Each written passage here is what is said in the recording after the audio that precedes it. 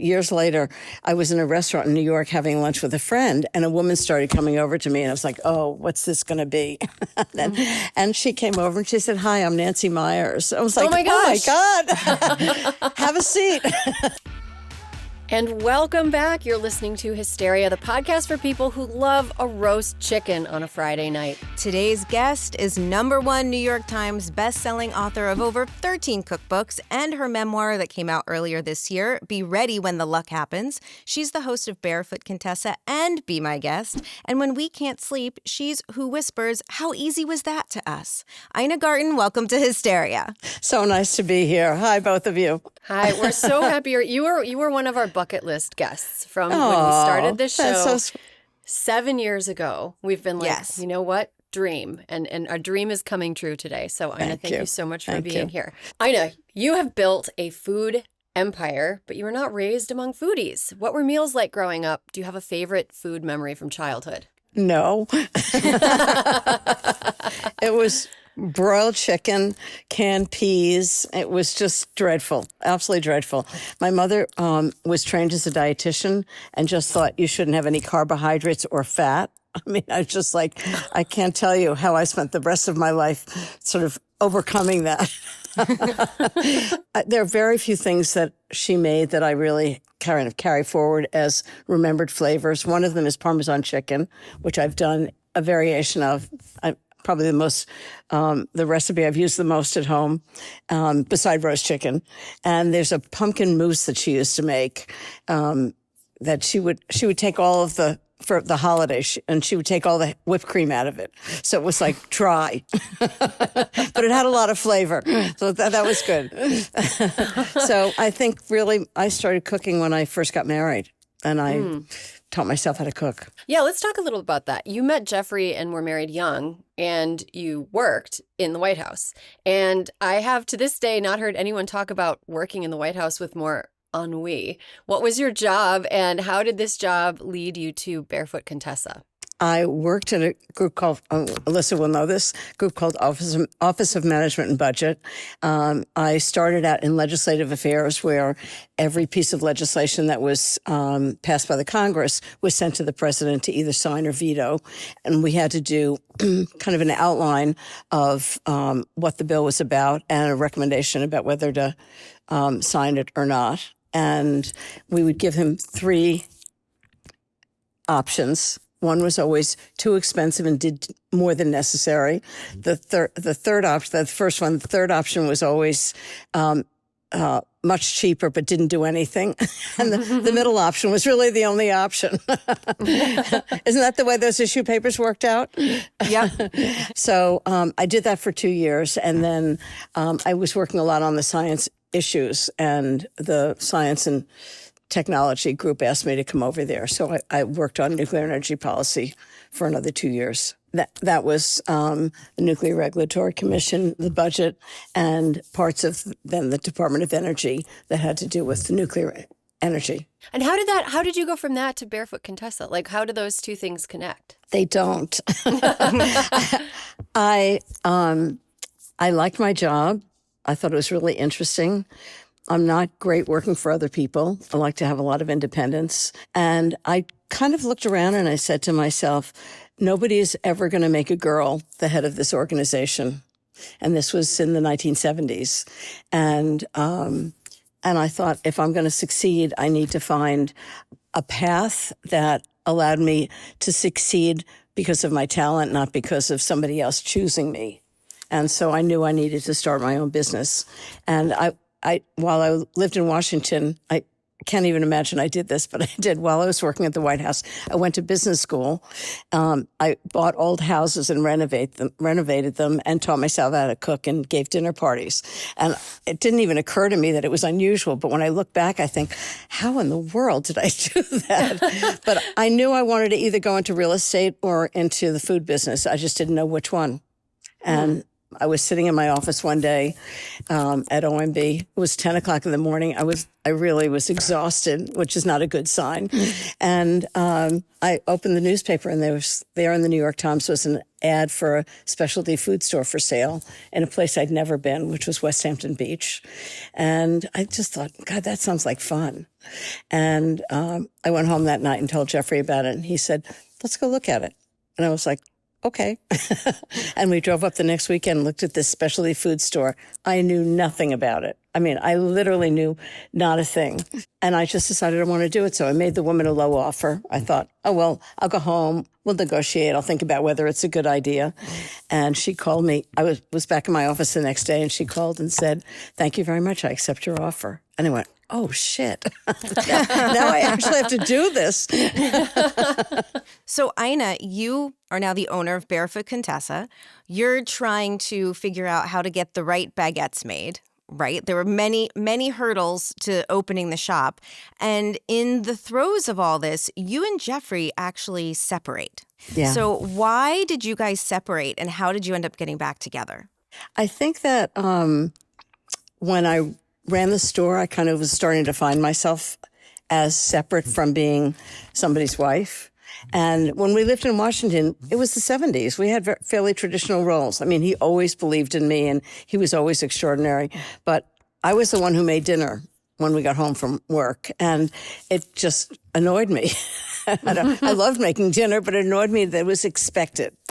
And we kind of had much more traditional roles than we do now. And I didn't feel like I had too much independence because, you know, I had to do the things that a wife does. And Jeffrey felt that he had to do the things that a husband does. And I wanted to stop that. And I felt like the only way to do it is just take a break. And I didn't know it was going to happen when I think now how scary that was, because it would have been very easy to lose what we had.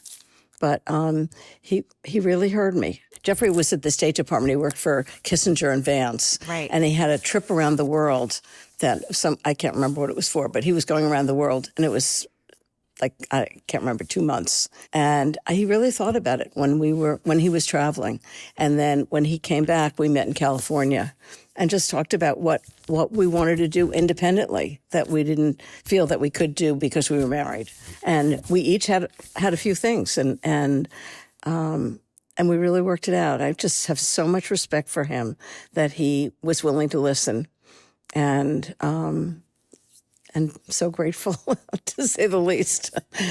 Has it ever been shocking to you how inspiring and almost fantastical it has been for people to imagine taking off their shoes and actually being friends with their husbands?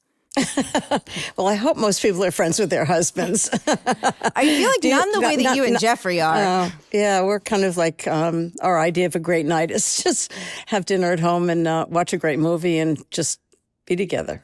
Yeah. Other than Jeffrey, what's been the most important relationship in your life? I mean, I have really good friends that mean a lot to me. But I mean, Jeffrey's just been a guiding light. I always think to myself, I mean, right now he's done so many different things, but in the early 2000s, he was the dean of the business school at Yale. And I think, how do you get that lucky that you've got a business advisor over dinner?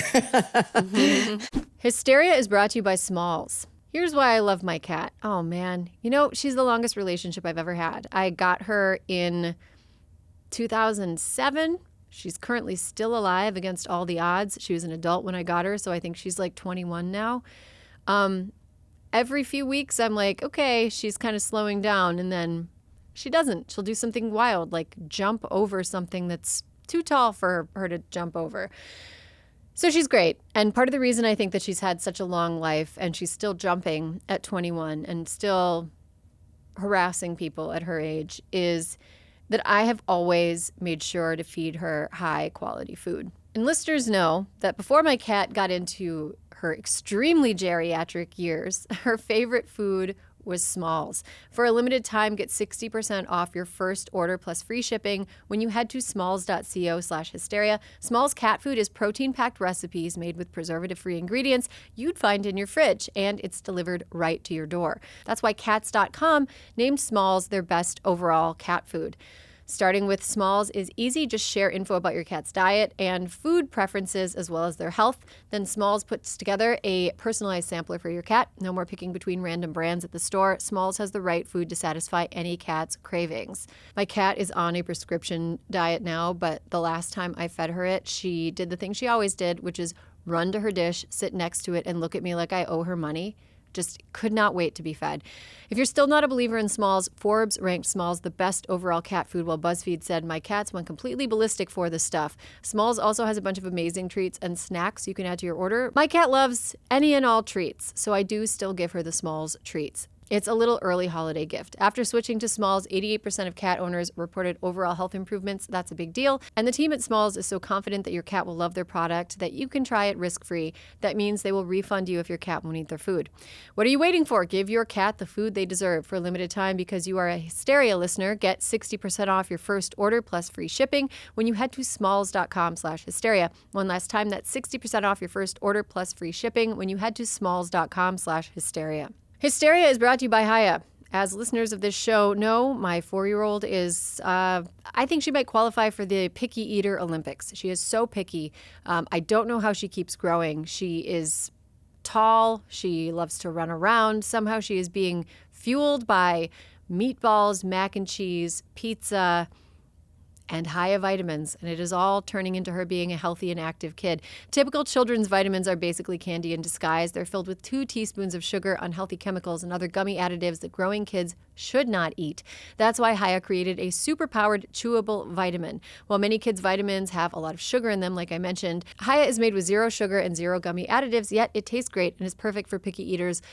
My 4-year-old calls it her alphaba vitamins because their colors are pink, green, and yellow, and pink and green are 2 of the colors in Wicked, and Wicked is one of her favorite movies. She loves taking her Haya vitamin. She even asks me for it. If I forget, she'll come up to me and say, I haven't had my vitamin yet, Mom.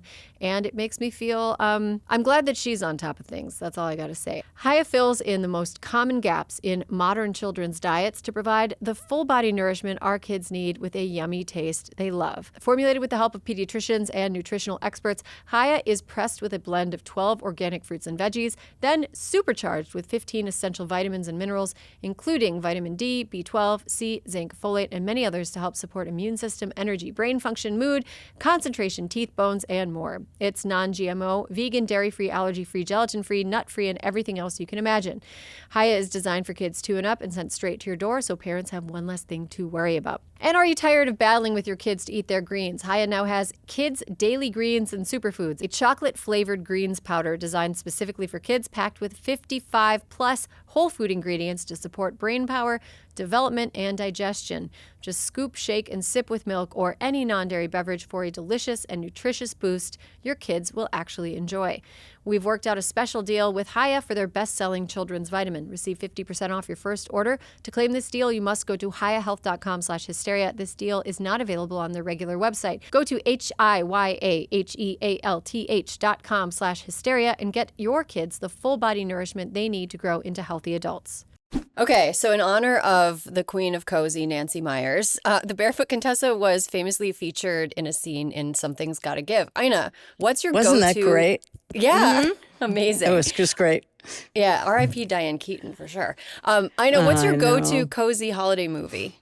Are there any that are like, it gets to be cold outside, it's getting dark early, and all you want to watch is this movie? Well, it's got to be Something's Gotta Give. Oh, yeah? For sure.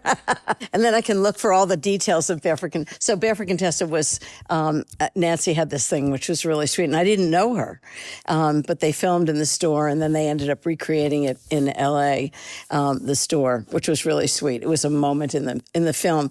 And years later, actually, I'll digress a little bit. Years later, I was in a restaurant in New York having lunch with a friend, and a woman started coming over to me, and I was like, oh, what's this going to be? And she came over and she said, hi, I'm Nancy Meyers. I was like, oh my God, have a seat. So we've become very good friends since then. It was such a moment. It was really flattering. Oh, that's awesome. And the holiday we just saw recently was so much fun. And of course, everybody's favorite, Love Actually. So those are cozy Christmas movies, aren't they? Yeah, They are. absolutely. Ina, I actually have a really embarrassing story about Love Actually. What is it? So many years ago, the president and first lady were hosting a state dinner in the UK and for the Queen's Jubilee. And Colin Firth was a guest there. And two of my colleagues knew that I did what I thought was a very funny British impersonation of Colin Firth in Love Actually.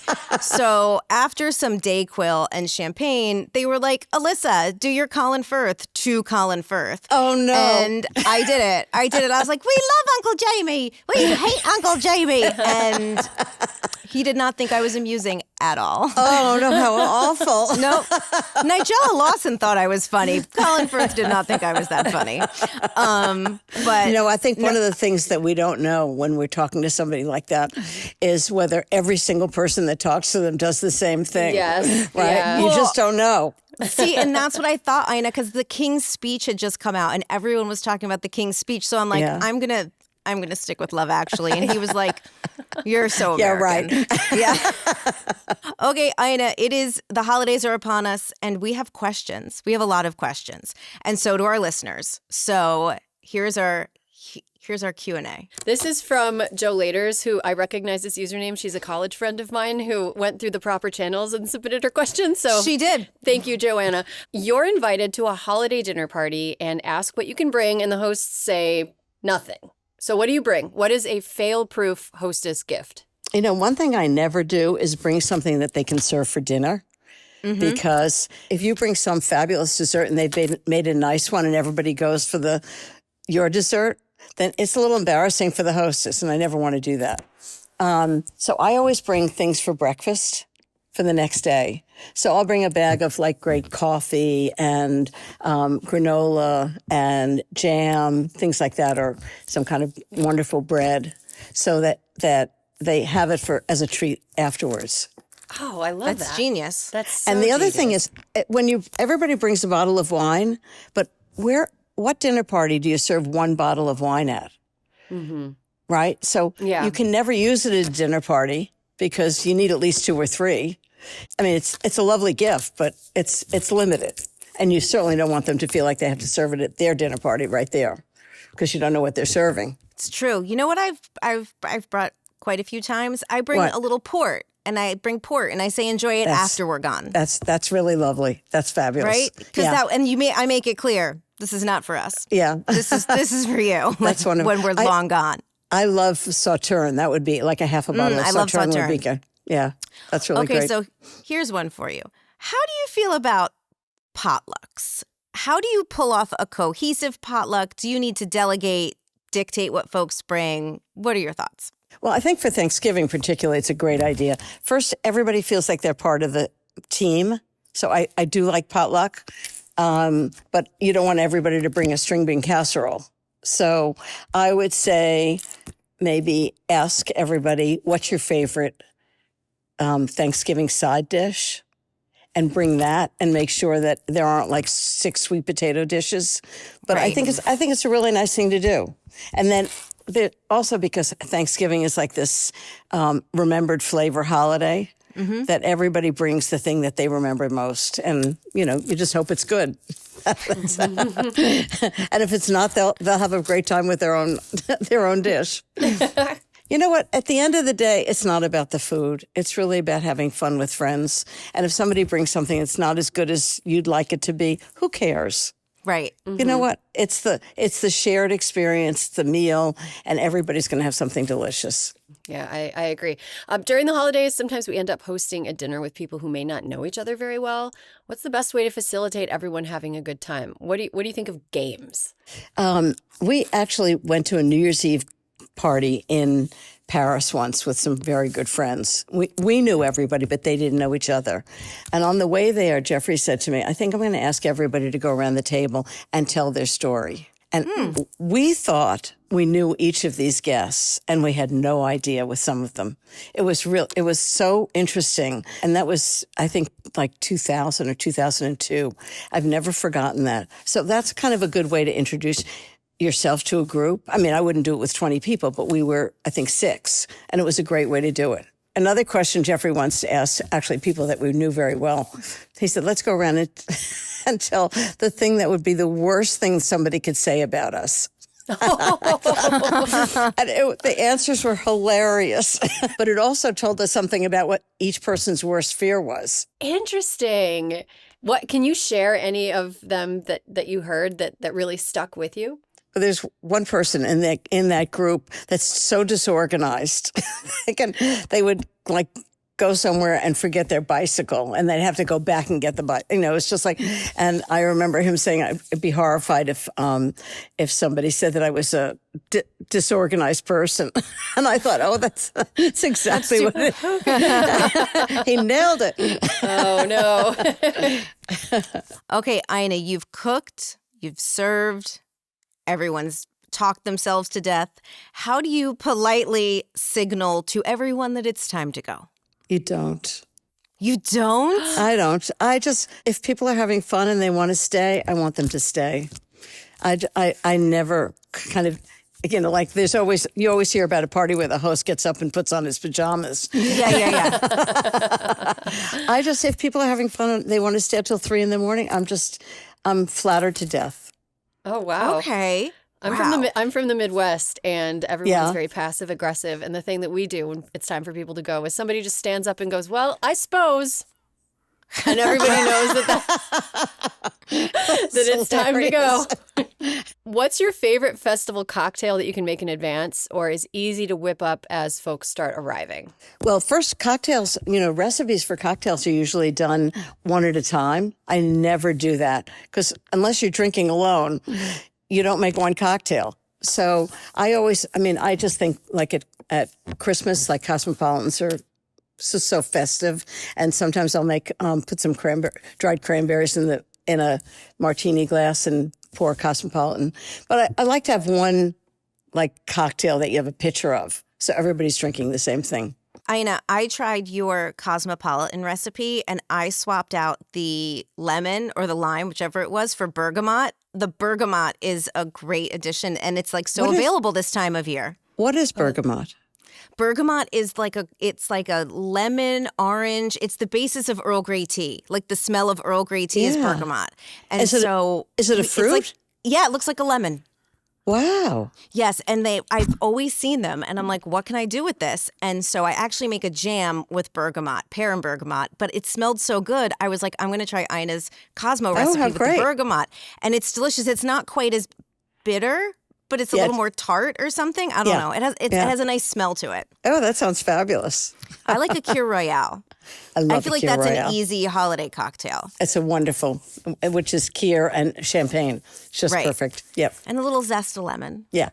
Turns out lemon's the key to everything. Lemon is the key. Turns out lemon is the key to everything. It's always fresh. Edge. That is the one time Ina store-bought is never okay. Ever. Oh, yeah. Ever. Completely And also agree. people think they can juice the lemon the day before. If you taste lemon that's been juiced a day before and the one that you did today, it's like a totally different thing. Mm-hmm. No, completely agree. When I start to get this feeling of panic, like a scarcity panic when I notice that we're out of lemons, even if I have no immediate plans to use the lemon, I'm like, I got to get lemons at the grocery store. I'm going to use them over the next 24 hours. I must get lemons. Do you have an ingredient that when you're running low, you're like, uh-oh, I better replenish? Panic about? Yeah. I don't know. I pretty much, I always have things like that around. And what I actually do is I have bowls next on the counter with all of lemons and limes and things that I use a lot. And then when you're making something, you go, you know what? Lemon might be good on this. So it's kind of in my focus. Ina, I have to tell you a funny story before we get to our last question. Okay. Because it was a time when you really saved me. So, yeah. It's not what you expect. So it was 2003 or 2004. And a boyfriend I had for a long time broke up with me. And I finally find this nice guy. He's very handsome. He cooks. He's kind of posh. I mean, I'm not posh, but it was nice that he is. And we dated for a couple weeks, and then he vanished on me. And I was completely heartbroken. I'm like, what did I do wrong? I couldn't. And it was like before social media. So when he was gone, he was just gone.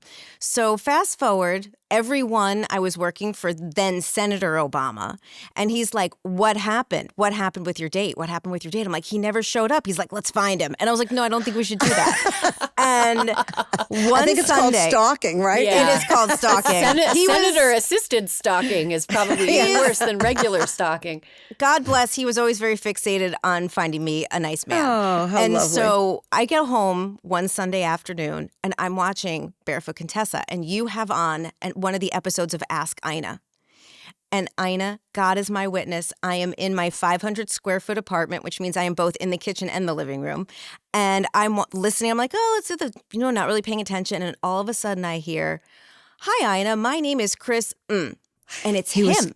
And I my turn God. around and I'm like, what is he doing? He goes, I'm here because I'm throwing a special celebratory birthday for my boyfriend. And I had never gotten more redemption. I was like, you're going to be kidding me. Oh, and yes, I was so happy because I was like, oh my God, it wasn't What me. did I do wrong? It wasn't me. And I called his best friend and I was like, Chris was just on Barefoot Contessa. They're like, oh, we forgot to tell you. He Forgot to tell you? It wasn't you. It really was him. And so I always, I That's had actually hilarious. forgotten that story until I told my sister that you were going to be on the show today. She goes, oh, you've got to tell Ina about the Ask Ina segment. I was like, that was a good one. What are the chances of that happening? So, And that you were watching at that infinitesimal. moment. It was, well, I mean, to be fair, I would have seen it originally, like at any point, because during the White House, we watched 3 shows. I watched you, Scandal, and Veep. And Girls. That was it. Those were the shows. And I had a DVR back then, so there was no chance I would miss you. Was it true that you guys used to watch the show at lunchtime? So sometimes we watched it at lunch. Sometimes, especially like the Sunday night HBO shows, we used to come in early on Monday so we could talk about it. And we would come in and talk about like, what had Lena Dunham done? What had Ina made? Were we going to try? Because I know one of the dishes that, because none of us cooked when we were in the White House, the one dish we did cook was the lemon Parmesan chicken with thyme. Yeah. Because we would make it like 5 pieces of chicken on a Sunday and just eat it every night for dinner. I do that with that. I do that with that recipe too. It's perfect. I've got 2 little kids in no time. It's like working in the White House, except my bosses are toddlers. So I guess it is kind of like working in the White House. But I like this. I like this group, but Lena Dunham, me, and Julia Louis-Dreyfus. That's a very nice group to be in. That actually sounds like a dream dinner. Like if you could have the answer to the Exactly. question, if you could have lunch with 3 people, who dead or alive, who would you pick? And I'm like, I think that's a solid trio. I think that's that it. would be Perfect. Okay. You're invited Okay, when so- it happens. Thank you. So, last question. So, there is this very old episode of the Mary Tyler Moore Show where on Christmas Eve, Mary has to work a shift and she's by herself and she eats a peanut butter and jelly sandwich alone before she goes into the newsroom. This scene makes my sister weep because she thought it was my whole life at the White House. That, like every holiday, she's like, I'm picturing Mary. So our last question is for folks who are celebrating on their own or maybe just with one other person and still want to do something special, what's a nice go-to recipe that's not a huge hassle for the holidays? You know, everybody did this over the pandemic. I mean, they made Thanksgiving for the people that were just there. So I just made Thanksgiving for Jeffrey. And I instead of making a turkey, which you're going to have forever, I made a roast chicken and then I would make chipotle smashed sweet potatoes, which are great. Maybe sauteed Brussels sprouts. And what else? Mushroom and Gruyere bread pudding. And it's that's delicious. Basically I've 3 made that. dishes that taste like, and cranberry sauce. And 3 dishes, you've got a great Thanksgiving dinner, and it's not that much work. Thank you, Doesn't Ina. that sound good? It does sound good. It sounds delicious. And it sounds reasonably easy. And doable, exactly. Ina Garten, thank you so much for joining us on this week's episode. This is a dream come true for both me and Alyssa. Thank you. So thank you so much for Thank being you. so generous with your time. Ina Garten, thank you for joining us on Hysteria today. And listeners, you can get Ina's memoir, Be Ready When the Luck Happens, in any of her cookbooks at barefootcontessa.com or wherever you get your books. I've read the memoir and then listened to the audiobook during our neighborhood needlepoint circle, true story. And you can stream Barefoot Contessa and Be My Guest on HBO Max. We'll be back with more Hysteria. Hysteria is brought to you by OneSkin. If you're like me, your skin needs a little extra care this time of year. Between colder weather and the rush of the holidays, it's easy for your skin to feel dry, dull, or stressed. That's why I've been sticking with OneSkin. You know, the holidays are coming up, and I think that I am going to both ask for and gift one of their limited edition holiday sets, including the Nightly Rewind gift set, which adds the perfect touch of luxury to your gift list. It is the ultimate upgrade to any nightly ritual, featuring their best-selling face moisturizer, their brand new peptide lip mask, and a sculpting gua sha tool. Each element is designed to work together as your body enters its natural nightly repair mode, helping renew skin at the cellular level for stronger, smoother, and more youthful looking complexion. At the core of OneSkin's products is their patented OS1 peptide, the first ingredient proven to target senescent cells, the root cause of wrinkles, crepiness, and loss of elasticity, all key signs of skin aging. And these results have now been validated in 5 different clinical studies. Certified safe for sensitive skin, OneSkin products are free from over 1,500 harsh or irritating ingredients, dermatologist tested, and have been awarded the National Eczema Association Seal of Acceptance by the NEA, delivering powerful results without the side effects. For a limited time, try OneSkin for 15% off using code HYSTERIA at oneskin.co/hysteria. After you purchase, they'll ask you where you heard about them. Please support our show and tell them we sent you. Hysteria is brought to you by Ritual. Let's be real, our diets aren't always the most balanced this time of year. I've been eating handfuls of crackers as I attempt to get all of the stuff done that I need to get done. I am not eating healthy right now. Enter Ritual, the obsessively researched multivitamin. Ritual's essential multis have the nutrients most of us don't get enough of from food, all in their clean, absorbable forms. No shady additives or ingredients that can do more harm to your body than good. One thing I love about Ritual is I know that I cannot live on crackers alone, and so I just take it every morning. I know that I'm filling in some gaps in the nutrition, in the diet that I'm eating during the get everything done part of the year, which is the next few weeks until I can finally lie down, maybe on Christmas Eve. I've tried to pencil it in. I think that might be the first time that I actually can lie down. I also love other Ritual offerings. I love their symbiotic and gut health. It's really good because eating an unbalanced diet can really mess with your gut, and having a messed up gut just makes your whole life less fun. Ritual is essential for women 18 plus multi, contains 9 key ingredients in 2 delayed release capsules designed for optimal absorption per day. It's designed to be gentle on the stomach with a minty essence in every bottle that helps make taking your multis actually enjoyable. Ritual has conducted a university-led clinical trial for their essential for women 18 plus multivitamin to assess its efficacy. The results, it increased vitamin D levels by 43% and omega-3 DHA levels by 41% in just 12 weeks. Ritual's essential third-party tested for heavy metals and clean label projects certify it, so you know you can trust what you're putting in your body. It's HSA and FSA eligible with a seamless checkout experience, so you can save when you shop with pre-tax dollars. Instead of striving for perfect health, aim for supporting foundational health. My listeners get 25% off your first month at ritual.com/hysteria. That's ritual.com/hysteria for 25% off your first month. And welcome back. You're listening to Hysteria, the podcast for people who wish the Wicked press tour was audio only. Oh my God. I've seen more than I want to see. I've seen more than I want to see. I took my daughter, my older one, to go see For Good. And she loved it. The music, it sounds great. I think that they took the second act of Wicked is notoriously not good. Okay. And so they were working with bad material, and they Right. made it into a good movie. Now, the first movie is always going to be better because the first act is better. That's the source material. But they took the source material of the second act and they really made it into something much better than the second act of the musical. So I was into it, but I was really worried when I was watching it, how starving some of the actors looked. So I was introduced to this because I happened to follow a mom who I did not know had grown up with a very severe eating disorder. And she took to Instagram to talk about how she was going to talk to that her daughter really wanted to see it. But she had to talk to her about eating disorders and what it means. And I was like, what in the fuck is going on with Wicked?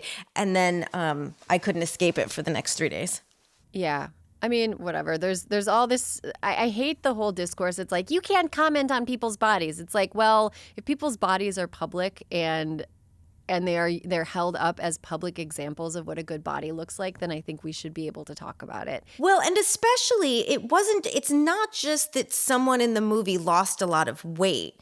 It's that the main characters from it look very different than the first movie. Well, even in the first and movie, they all very much look the same kind of different in the second movie. Yeah. I mean, they were all tiny little things in the first movie. Right. Too. And in the second movie, it was a lot. It really makes me think about how like women's bodies and trends around women's bodies often are like a reflection, and fashion are sort of a reflection of women's perceived role in society. And I think that right now the idea of us like starving and shrinking is very much reflective of the way that we're seen by people in power. This idealized version of, anyway, we can get into it on another show, but I did like the movie. I'll say that. I'm glad that the movie was good. I did like the movie, and I think the vocal performances of the second act songs are better than in the musical, which they were really good in the musical. So great. Terrific. Yeah. So I say see the movie, but like it's very awkward to see a movie and then be like, do I have to talk to my 4-year-old about like anorexia? Like, right. Do I need to talk to my 4-year-old about healthy eating? I don't know. I've tried to like position eating to her as like powering up. Yeah. Because she's so picky. Oh, that's I'll such be a like, good way. Spider-Man needs to power up. You need to power up. You power up with broccoli. You don't power up with cookies. Cookies don't power you up. Broccoli powers you up. Does she fall for that? Yes, she does. Special little angel. Yeah. She like jumped out of the back seat of the car the other day and she goes, I'm powered up. That's why I could jump so high. And I was like, yes, that's good. So see, I guess the cookies are more of a crash and burn kind of power. The cookies are like if you get a special treat. It's a treat. You get it like right. You don't get to eat it all the time. Broccoli. You have to eat power up foods most of the time, and then you can have treats sometimes too. But I love it. I'm glad I don't have to have the eating disorders conversation yet with my 4-year-old. Now let's get to Sani Petty. I'm feeling petty, Alyssa. Tell me. Okay, so last week, we during our show, I said a blind item. You know what a blind item is? Yes, of course. I know what a blind item is. It is a rumor or a story that you heard that where you don't identify any of the parties and you invite the listener or the reader to guess at who the parties are. I just want to explain to most of the people that our listeners are like, you're exempt from this lecture. Blind items are blind items because you can get in trouble for saying the name of the people who are rumored to have done something if you can't prove it, right? Yeah. Right. So that's I had a bunch of people send me messages like, I can't believe you wouldn't fucking tell us who it is. It's like the whole point is you guess. It's fun to guess. It's a game. It's a game and it's fun. And like, yeah, it's Have you ever did you ever read the blind item newsletter? What, from CDAN, Crazy Days and Nights? Yes, it's awesome. Yeah. It's really fun. It's so much fun to try to figure out who it is. The only thing is, the thing that bums me out about that is, oh no, what? This is another blind item. I knew somebody who is kind of a celebrity who had dealt with privately for a very long time a stalker. A serious stalker. So this is not something that's like in the news. But this person had a stalker, and like it had just gone on for years and years and years, and it had impacted their family, their children. It was like very, very bad. And a few years ago, there were some blind items about this celebrity, and I just had a feeling in the pit of my stomach that it was the stalker that had submitted them, because it read like some of the stuff that this person had told me that the stalker had done.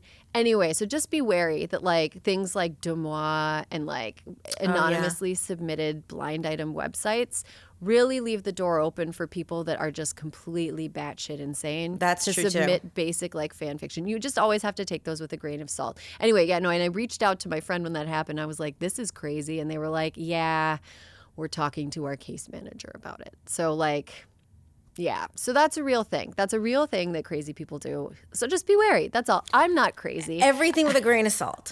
I'm not crazy, nor am I stalking either of the people that are involved in that like urban legend DC story that I told last week. But just letting you guys know, if you're reading like Demois or whatever, just like keep Demois in is a mind, good one too. Keep in mind some of that is just like shit that's been made up. Well, you read it. It's like what it's like making out with all these different celebrities, and I'm like, I could literally just You could just write say that. this. You could just write that. I could just say this. Should so I- I'm always aware of that, but I still think some of them are funny. Should I have another like authentic blind item? Do you want to know? Obviously. This isn't media. This isn't politics. This is like pure. This is an A-list celebrity. Okay. A-list. Mm-hmm. I heard this from a friend of a friend who told it to like a large group. Barack Obama did not have an affair with Jennifer Aniston. That's like the funniest thing that people have ever asked me about. It's like, I don't even know him. I don't know him at all. I had real reporters ask me about that. I'm like, what's wrong with you? So crazy. Okay, so this A-list male celebrity Okay. who has, this isn't really going to give away who it is, but he's been in a superhero franchise. And he had a guest house where this friend was visiting a friend who was in town who happened to be staying at his guest house. He had like Right. this big house, right? So this, didn't think he was going to be there, but, goes to the guest house to see their friend who's in from out of town staying with him. And he's there. And he's super nice. And he gives everybody mushrooms, like psychedelic mushrooms. And they all do mushrooms together. And then he leads them all into the main house. And he opens up the fridge. And inside the fridge in the main kitchen is a full wedding cake. This man was not married. He just had Stop it. a I full thought you were wedding going to say a dead body. I was No, like, no, where's no. this going? And then they were on mushrooms and like shared the wedding cake with this super A-list star. And they were just these kind of like, they weren't, they were like working in the entertainment industry, but they weren't like important people. He just was like, Right. oh, my house guest has some friends over. Let's like go in my house. Let's do mushrooms, go inside and eat some wedding cake. And they did. Apparently he's just like a super nice guy who does a ton of psychedelics. And you would not guess, like thinking of the most like psychedelic-y Yeah. like No. A-listers, you wouldn't. It's not among the ones that you would guess are at the top of the list. Fascinating. Oh, Yeah. I'll have guesses off. I will mic. tell you off. This is like a little bit trickier, and it's also like I'm sure that it's like it wouldn't be a big deal if people knew who it was, but I also don't want to like blow up Yeah. this person's spot. But that's so anyway, funny. yeah, pretty funny. And this would have been in like 2017. That was the perfect primer on blind items. Yeah. See, that's a blind item, but I don't want to say who it is because like I don't want to be involved in telling stories about. No, this because person. it's not your story to tell. No, exactly. Okay, Alyssa, Sani or Petty? I'm Sani. I'm so Sani this week. Erin, I have reached my pinnacle. I think this is as high as I will ever get in the in the Mormon reality show universe. Whitney Levitt, who for many seasons on The Secret Lives of Mormon Wives is the villain. She's always the villain. Season 3, she comes back. And they're like, why does she want back in Mom Talk? The whole show is about Mom Talk, their TikTok. And she wants back. And she's just fucking honest as hell. She's like, I heard about Dancing with the Stars and I want to be considered, so I'm back on Mom Talk. And she ends up getting on Dancing with the Stars. She is incredible. Mormons are good dancers, randomly. She is an incredible, and she's not just a dancer, the showmanship this woman had. She ends up getting cut with her partner before they get to the freestyle, which is like always my favorite. And Call Her Daddy and ABC end up letting them do their freestyle and they produce it.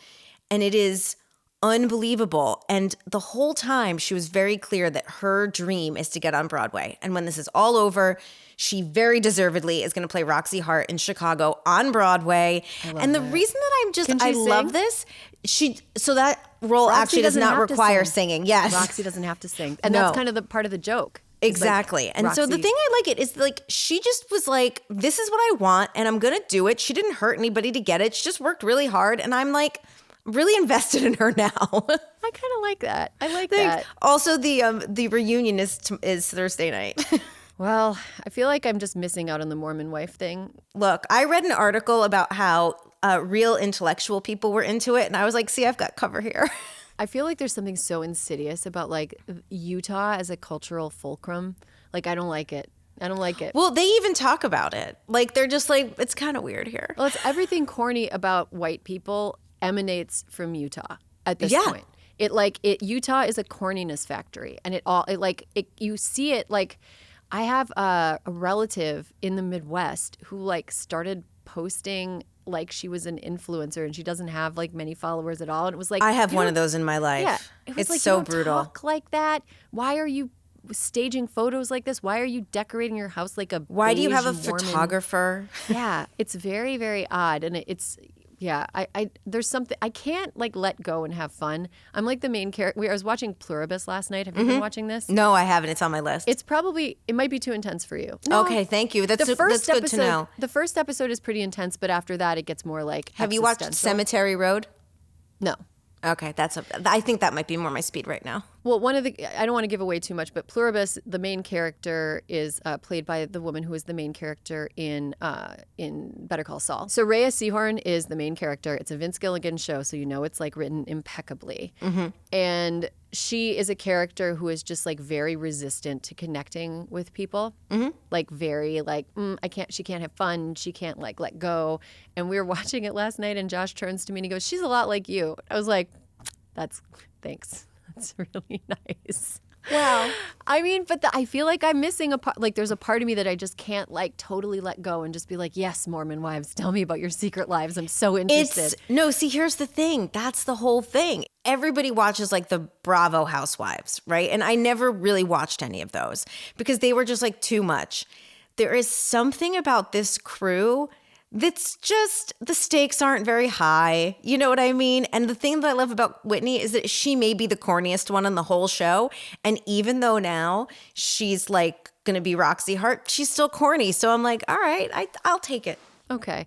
I will say I'll advocate for season 1 of the original like Real Housewives of Orange County. It is a museum of going out tops from 2005. The first seasons of New Jersey, New York, and Orange County are very good. I mean, those are like, they were the originals. They were the best. I also watched a recent Beverly Hills one where like they have a dinner party and Denise Richards comes and she's like really messed up and it's incredible. It's incredible television. Top tier. It's probably second only to Teresa Giudice flipping the table saying son of a whore. Prostitution whore. Prostitution whore. I really want to do a show about real husbands. I want like a Real Husbands show. Okay, so this is why you might like The Secret Lives of Mormon Wives, because dad talk is now a thing, and I think they might get a spinoff. Yeah, we should do a whole show about like the absolute fakery underlying the like trad wife movement. Where it's like all these women are breadwinners. They are all breadwinners. Everyone in the show is the breadwinner. They're making fucking bank. They are the head of the household by all measures, except they all pretend that their husbands are in charge and like they're organizing everything. They're remembering everything. They are the face. If they were to disappear, the livelihood of that household would vanish. Like, and they're all cosplaying like, I'm subjugated, blah, blah, blah. It's like gross. But here's why I think you'd love season 3 of The Secret Wives, because the husbands are like, dude, this is awesome. They're in LA for like press tour and they're just like out kicking it. They're like, I think I'm going to quit my job. This is so much better. And they all have like double wide strollers with the kids. I'm just telling you, it's much more liberated than you would think. That's true. It kind of sounds like going to like a playground in my neighborhood at a certain time of day. It's like around like after school time, like 4 p.m. It is mostly dads, and you can tell it's because the moms were like, take them out of here. Go. And the dads were like, yep, you got it. Like, and they take them to the park. Because that's what happens in my house.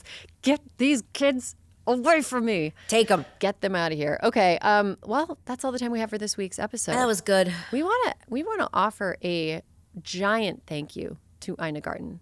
The best of the best. Okay, first of all, Alyssa, I witnessed you guys becoming like best friends. Thank you. That's the first time you two have spoken. Yes, and you know that she's my dream. I mean, this was like the most exciting, most fun thing for us to be able to do for the holidays was for Ina Garten to be like, yeah, girls, I'll come on the show. But also, Alyssa, you are better at making friends than anybody I've ever met in my entire life. It is like a magic power. Thank you, but you know my love for you is real. Thank you. But also, so is your love for Ina. Oh, yes. But like, you know, in general. Like I just wanted to say it. Oh, thank you. It's like the holidays, and we're showing appreciation. Ina was so generous with her time. She was so like warm and funny fun. And friendly. We could have talked to her for hours. She's just wonderful. And make sure to check out her new book. If you're listening, you probably have some people you haven't bought Christmas presents for. Let me tell you, get that book. But I have to say, listening to the audiobook is also an exceptional experience. I did both. Ooh, love that. You're double dipping, Ina.